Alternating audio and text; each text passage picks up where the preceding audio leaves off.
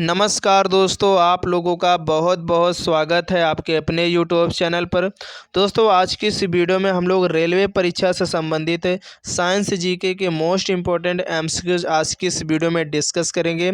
दोस्तों, साइंस के आज के इस वीडियो में सभी ऐसे क्वेश्चंस होने वाले हैं जो आपके रेलवे के किसी न किसी एग्ज़ाम में प्रीवियस ईयर में बार बार पूछे गए हैं। खासकर दोस्तों, ये 2018 और जो 19 में ग्रुप डी का एग्ज़ाम हुआ था, दोस्तों ये सभी क्वेश्चन इसमें पूछे गए हैं। तो इसलिए जो भी फ्रेंड्स लोग ग्रुप डी और एनटीपीसी एग्ज़ाम्स की तैयारी कर रहे हैं, उन्हीं के लिए दोस्तों आज की इस वीडियो का हर एक क्वेश्चन बहुत इंपॉर्टेंट होने वाला है। क्योंकि दोस्तों, आपका कोई भी एग्ज़ाम देते हैं तो उसमें जो आपके प्रीवियस ईयर एग्ज़ाम होते हैं, उसमें जो क्वेश्चन पूछे जाते हैं, उससे आपके आने वाले एग्ज़ाम में अक्सर क्वेश्चन देखने को मिलते रहते हैं। तो इसलिए आज का जो सेशन है काफ़ी इंपॉर्टेंट होने वाला है। और दोस्तों, जो डेली क्लास हमारे इस चैनल पर शाम 6 बजे मिलती रहती है, तो आप लोग इस क्लास को देखना बिल्कुल भी मत भूला करें। तो चलते हैं दोस्तों, आज के सेशन को हम लोग स्टार्ट कर लेते हैं।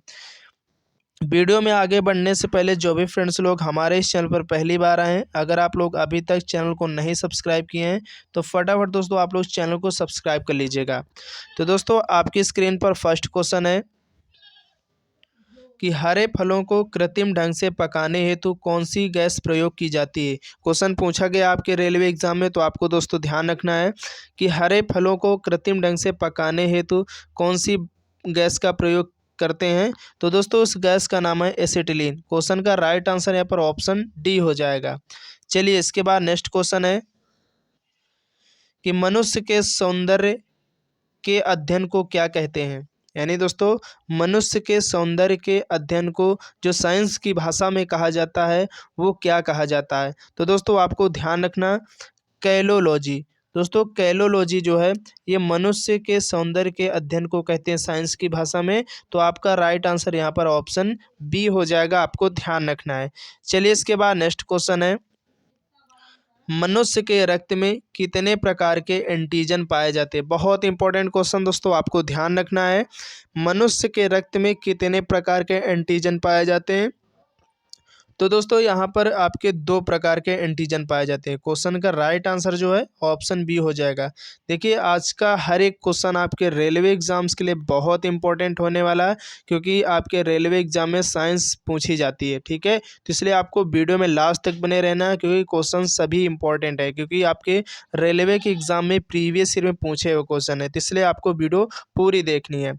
नेक्स्ट क्वेश्चन है कि रक्त समूह की खोज लैंड स्टीनर ने किस वर्ष की थी।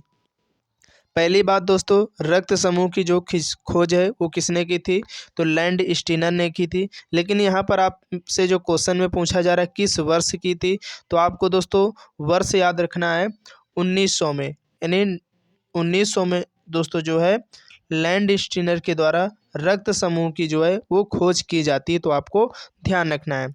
चलिए, इसके बाद नेक्स्ट क्वेश्चन है कि निम्न में से रक्त का प्रमुख कार्य क्या होता है। यानी दोस्तों, हमारे शरीर में जो ब्लड होता है, इसका मेन जो कार्य होता है वो क्या होता है। तो दोस्तों, इसका जो मेन कार्य होता है रक्त का थक्का बनाना होता है, शरीर के वातावरण को स्थायी बनाए रखना तथा घावों को भरना होता है, शरीर के ताप का नियंत्रण भी करता है रक्त, और शरीर के रोगों से रक्षा भी करता है। तो यहाँ पर इस क्वेश्चन का जो राइट आंसर ऑप्शन डी हो जाएगा। सभी पॉइंट्स बिल्कुल करेक्ट हैं, तो आपको ध्यान रखना है। चलिए, इसके बाद नेक्स्ट क्वेश्चन है कि आरबीसी एवं डब्ल्यूबीसी का अनुपात कितना होता है।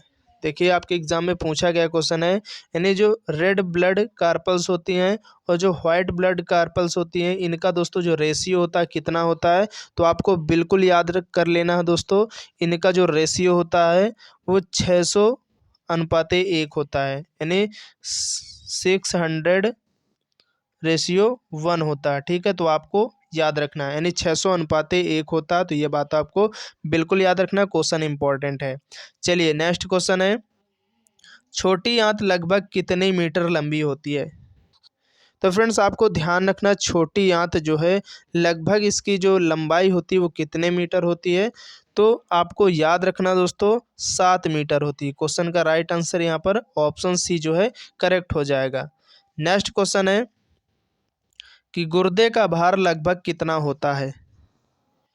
तो दोस्तों अगर बात करें मनुष्य का जो गुर्दा होता है इसका जो भार होता है लगभग कितने ग्राम का होता है, तो दोस्तों 150 ग्राम होता है। कितना होता है? 150 ग्राम। क्वेश्चन का राइट आंसर ऑप्शन डी हो जाएगा।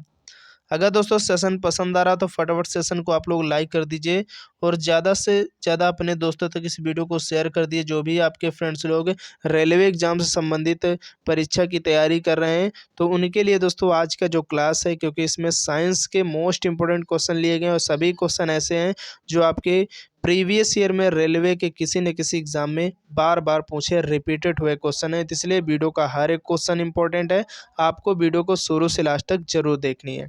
नेक्स्ट क्वेश्चन है दोस्तों कि लाल रक्त कणिकाओं का जीवन काल कितना होता है। एग्जाम में पूछा जाता है दोस्तों क्वेश्चन कि जो लाल रक्त कणिकाएं होती हैं इनका जो जीवन काल होता है वो कितना होता है। तो दोस्तों इनका जो 20 से 120 दिन यानी 20 दिन से लेकर के 120 दिन तक का इनका जो है जीवन काल रहता है। तो यहाँ पर क्वेश्चन का राइट आंसर बिल्कुल करेक्ट हो जाएगा। नेक्स्ट क्वेश्चन है कि मानव रक्त किस प्रकार का ऊतक है। देखिए ये भी क्वेश्चन पूछा गया है कि जो मानव रक्त यानी जो मनुष्य का खून होता है यानी ब्लड होता है ये किस प्रकार का ऊतक है। तो दोस्तों ये एक तरल संयोजी ऊतक है। किस प्रकार का ऊतक है? तो ये तरल संयोजी ऊतक है। क्वेश्चन का राइट आंसर बिल्कुल सी करेक्ट हो जाएगा। नेक्स्ट क्वेश्चन है मानव शरीर में मांसपेशियों की संख्या कितनी होती है। तो फ्रेंड्स मानव शरीर में जो मांसपेशियों की संख्या होती है वो कितनी होती है लगभग, तो दोस्तों 639 होती है। इस क्वेश्चन का राइट आंसर ऑप्शन डी हो जाएगा। नेक्स्ट क्वेश्चन है कि पादप हार्मोन साइटोकाइनिन की खोज किसने की थी। देखिए साइटोकाइनिन दोस्तों एक पादप हार्मोन है। तो इस हार्मोन की जो खोज करने वाले व्यक्ति थे वो कौन थे, तो दोस्तों वो थे आपके मिलर साहब। दोस्तों जो मिलर साहब थे इन्होंने पादप हार्मोन साइटोकाइनिन की खोज की थी। तो आपको इस बात को ध्यान रखनी। क्वेश्चन का राइट आंसर यहाँ पर ऑप्शन बी हो जाएगा। चलिए इसके बाद नेक्स्ट क्वेश्चन है कि केचुए में कितने जोड़ी हृदय होते हैं। देखिए क्वेश्चन इंपॉर्टेंट है, पूछा जाता है कि केचुआ जो होता है दोस्तों इसमें कितने जोड़ी हृदय पाए जाते हैं। तो ये भी इंपॉर्टेंट है क्वेश्चन, आपको ध्यान रखना है। इसमें दोस्तों 4 जोड़ी हृदय होते हैं। कितने जोड़ी? 4 जोड़ी हार्ट होते हैं। तो क्वेश्चन का राइट आंसर यहाँ पर ऑप्शन ए हो जाएगा। नेक्स्ट क्वेश्चन है धान में खैरा रोग किसकी कमी के कारण होता है।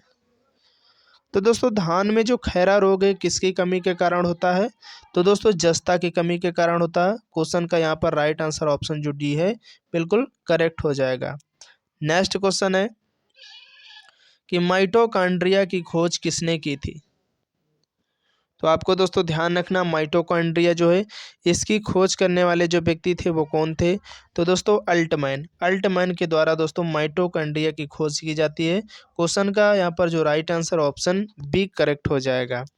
चलते हैं नेक्स्ट क्वेश्चन की तरफ और नेक्स्ट क्वेश्चन है आनुवंशिकता का पिता किसे कहा जाता है। यानी दोस्तों जो जेनेटिक सिस्टम है इसका जो पिता कहा जाता है वो किसको कहा जाता है। तो दोस्तों आपको ध्यान रखना आनुवंशिकता का जो पिता है वो ग्रीगर जोहान मेंडल को। दोस्तों जो ग्रीगर जोहान मेंडल हैं इनको आनुवंशिकता का पिता कहा जाता है। क्वेश्चन का राइट आंसर बिल्कुल सी हो जाएगा। ठीक है, चलते हैं नेक्स्ट क्वेश्चन की तरफ।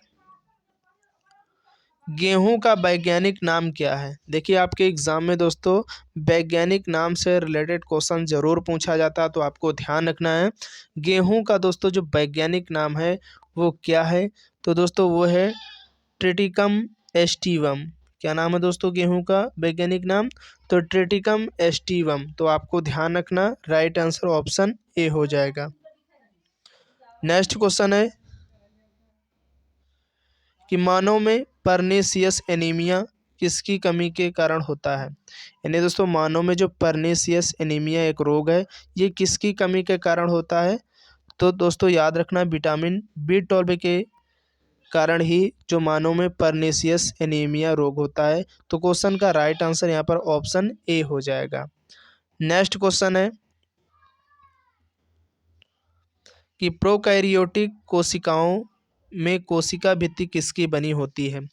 यानी दोस्तों जो प्रोकैरियोटिक कोशिका होती है इसमें जो कोशिका भित्ति बनी होती है वो किसकी बनी होती है, यानी किससे बनती है? तो आपको दोस्तों ध्यान रखना है प्रोटीन तथा कार्बोहाइड्रेट से। जो प्रोकैरियोटिक कोशिका होती हैं, सेल होती हैं, इनमें कोशिका भित्ति प्रोटीन तथा कार्बोहाइड्रेट की बनी होती है। तो क्वेश्चन का यहाँ पर राइट आंसर ऑप्शन बी हो जाएगा। तो इस बात को आपको ध्यान रखना है।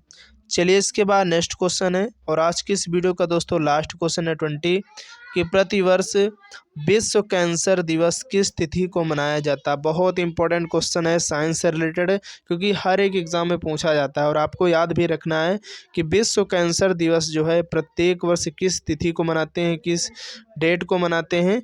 तो आपको फ्रेंड्स याद रखना है, हम लोग 4 फरवरी को प्रत्येक वर्ष विश्व कैंसर दिवस के रूप में मनाते हैं।